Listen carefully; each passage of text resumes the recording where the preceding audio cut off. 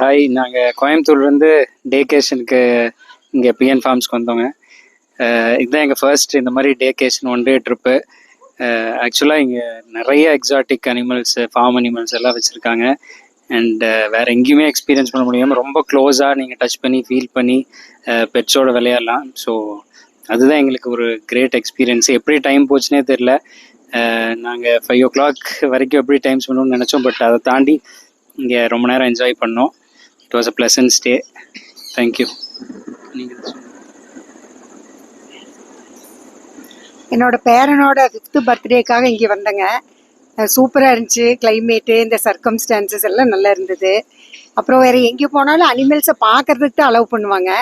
ஆனால் இங்கே ஃபார்மில் தான் வந்து தொட்டு ஃபீல் பண்ணுறதுக்காக அலோவ் பண்ணிங்க. ஃபோட்டோஸ் எடுத்துட்டோம்.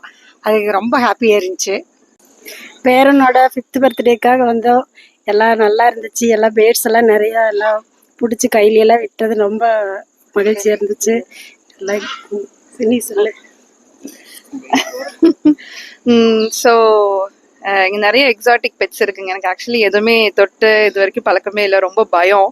இந்த தடவை பயப்படக்கூடாது அப்படின்னு ஒரு மைண்ட் செட்டோட வந்தேன். So it was very good. Arumugam sir வந்து கூட எங்களுக்கு வந்து எல்லாமே ஒன்னொன்னும் காலையில் வந்ததுலேருந்து ஃபுல்லாக கூடவே இருந்து கைட் பண்ணாங்க.